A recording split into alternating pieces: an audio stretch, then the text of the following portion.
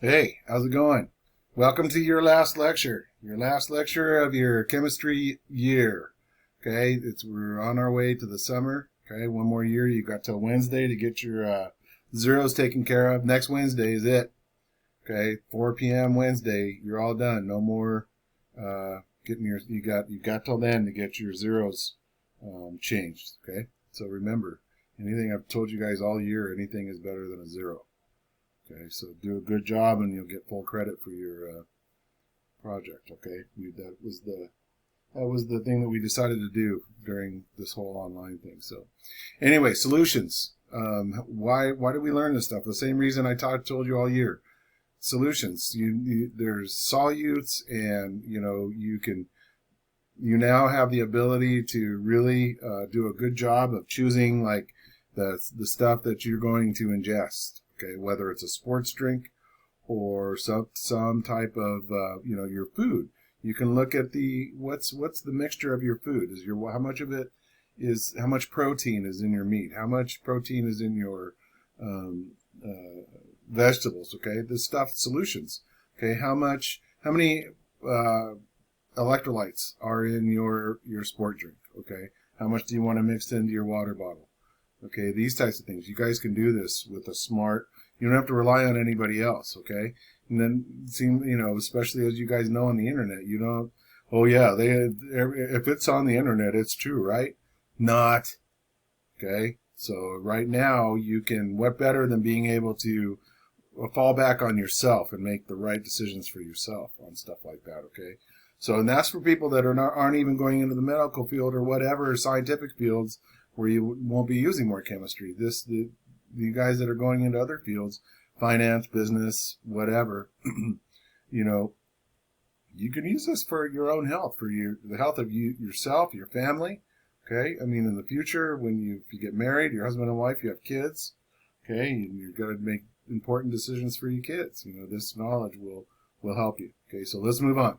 What is a solution? A solution is a homogeneous mixture, right? It's not a heterogeneous. It's homogeneous, where it's all the same thing throughout the body, right? So, okay, the solvent is the substance present in the largest amount. Is it only water? No. Water, if it's water, it's an aqueous solution. Iron and oxides mix and make different types of steel. Okay, iron oxide. Steel is there's different mixtures of steel to make it stronger, make it more malleable, right? Where you can form it, make tools out of it, whatever. Okay. So solutes are what dissolve into the solvents. Okay. And here's some examples of them. Like, let's go down here. Like, your solvent is water. If you're going to be making soda water, you start with water, and you inject, you dissolve carbon dioxide into it, and that's where you get those carbon dioxide bubbles. That's what makes your nose tickle and can burn your mouth if you drink it too fast. Okay, it's that carbon in there that carbon starts to break apart again when you drink it. The energy, the carbon, the CO, the carbon and the two oxygen molecules are breaking up, and they're popping energy, and that's where you get that sensation from. Okay, but combined they're a liquid. Okay, brass is tin and copper. Okay, tin is solid metal, copper is a solid metal. You mix them up together, they got brass, and that's a mixture. Okay, same thing with this is the seawater, which is in other words sodium chloride, right? Salt, right? And that's your solvent is water. Okay, the salt mixes into it, or in the sugar solution, it's sugar, right? Liquid. Okay. So now with ionic substances, that ionic bonding, right? That's the metal and the non-metal. That's where the electron is actually transferred, right? They share electrons. The sodium has an extra one, or the metal has an extra one. The sodium has an extra one, and that chlorine wants it, right, to make that covalent bond. Strong bond. But when they get into water, it breaks that bond. It's like, wow, how does that? That's a strong bond, right? Very, very stable, held together by strong forces. The ionic bonds are the strong bonds, right? So, but when you bond it with water, you get enough of that water molecule, that hydrogen bonding, the water molecule, though, the H2O, the oxygen bonds hydrogen oxygen bonds of water, right, that you get enough of it that it will get the salt to start breaking apart and dissolve. And this is what happens when the salt is dissolving in your water, okay? Now, you can also get the bonding, even though intermolecular forces, remember we went into chapter 14 a little bit, right? Forces that occur between molecules, right, are intermolecular forces. Now, remember we learned that for these molecules to be happy, that whole hydrogen-oxygen bond, right, the polar bond, they have to have their charges need to equal zero. So these guys by themselves is a zero, but in reality, in the real world, this is a real strong bond. The intramolecular forces are stronger than the intermolecular. So intra means inside, right? So these bonds inside the molecule, the water molecule, are really, really strong. And these bonds, the intermolecular, the bond between the two molecules, is not as strong, okay? But there's enough there to where they bond, okay? Now, and solubility of polar substances, okay? Water, ethanol, which is normally just a hydrogen-carbon chain, which is a covalent bond. Remember, the covalent bond is not polar. There's not charges pulling these guys together. They're sharing electrons. There's no electron jumping from the hydrogen to the carbon, right? They're sharing electrons to get their covalent, the octet rule, right? The 8 electrons in their outer shell, okay? So, but one thing about the ethanols, right, which is methane, propane, glycol, those different types of all these different types of sugars basically that are based on this carbon hydrogen chain, okay? They all have this one OH bond, and that's enough, right, for the water molecule. So when you dump ethanol into water, you're going to get a solution because the water is going to bond.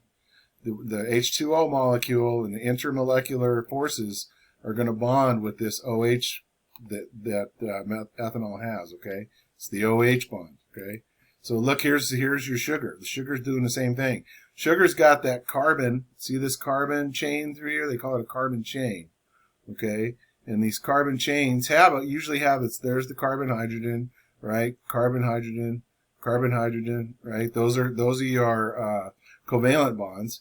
But they've also got, look at these, they've got these hydroxides all over the place. There's one there, one there, right? The OHs. And water molecules will bond with those, okay? But this is as far as the sugar molecule is going to break down.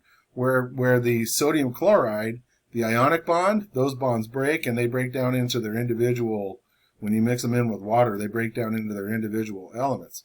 Not so with these covalent bonds, right? The water, the sugar molecules only dissolve down to the molecular level, not the elemental or atomic level the way that ions do, okay? So that doesn't happen here. The sugar still dissolves, but just down to the molecular level, okay? So when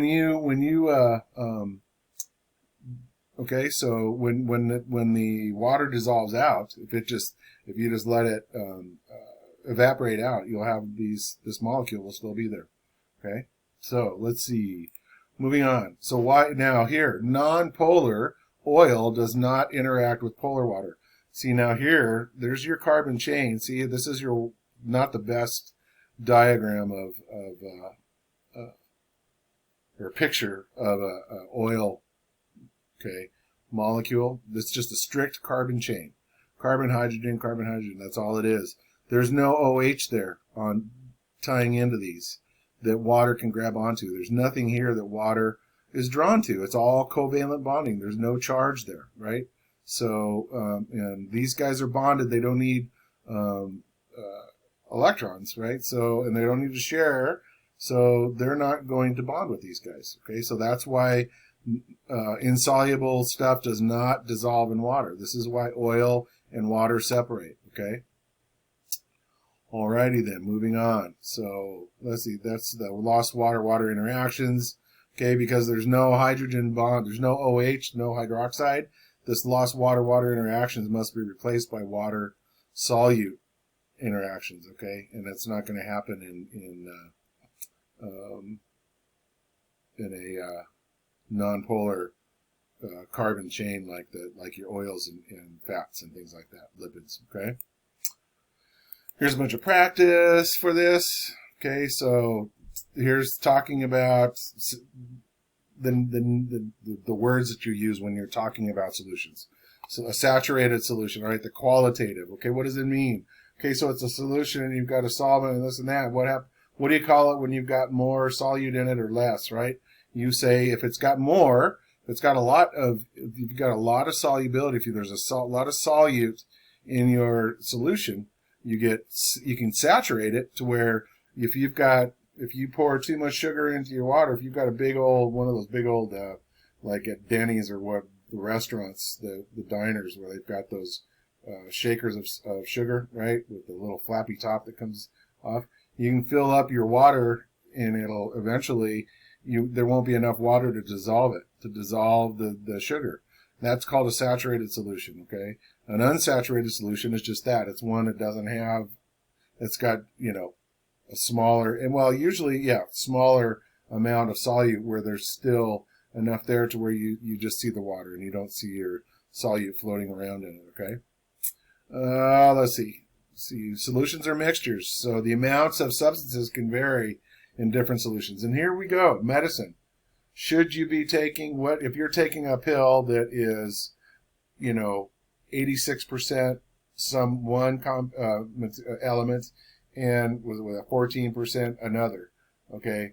Well, how do you know? Is that really 14%? Is 14% good? If you read that, well, this medicine works best if you use 20% solute. Okay. The active ingredient is the solute, right? So, you can look and see, is that really 20%? You can tell. You can look after yourself. You can make more informed decisions. It's about being smarter.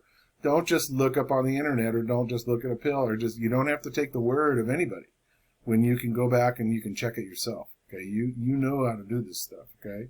So a concentrated one has a large amount of solute and a dilute, that's why like your doctor will say, oh, you've just got a sore throat. Just go do a dilute mixture of salt and water and gargle. Okay, and do that every night before you go to bed and this and that. And you guys may have never done that. That's kind of an old-time remedy. But I'll tell you what, it works. It works. I still do it to this day. I did it as a kid, and I still do it to this day when I have a sore throat. Mix just a teaspoon. It tastes kind of nasty. Teaspoon of water or salt into a full glass of water, warm water, and gargle with it. It's the bomb for a sore throat. Okay. So anyway, so the dilute is relatively a small amount. Okay. All right, and then percent you can do. We figured out to do the percents, right? The percent of your solute in your solution. Okay, we figured out how to do that. You guys should be good at that. If not, this is what we're doing this time, right? So make sure that the mass of your solution, that number is both the solute and the solvent divided into the solute, right? If you think about it, it makes sense, okay? Okay, so more practice for the percent mass. Okay, now molarity, okay? Whoops, I went too far. Where are we? Okay, molarity is the concentration, just kind of like, it's like the percentage, but you're figuring it out to the atoms or molecules, depending on what type of solute you got. Is it an ionic solute, ionic solution, solute that breaks down into its elements, so your moles would be atoms, right? But if it's sugar, then your moles are going to be the molecules, okay? So, however, if this is sugar, you're going to have molecules of solute, right? But if it were your ionic solutions like salt, right, you're going to be down to the atomic level, so it's going to be atoms, right? 6.022 times 10 to the 23rd atoms or molecules, depending on what your solute is, okay? And then there's some more practice, okay? And that's as far as we got. There was some other stuff here that I wish we could have gotten further. If we were in class, we would have. But anyway, this is it, guys. Have a great summer. Myself and Mrs. Cassidy send you our love, and just be well, be healthy, and be good people. And we'll see you in your senior year. I hope you're excited. It's going to be pretty awesome. You guys will have a killer year. And I look forward to seeing you again, okay?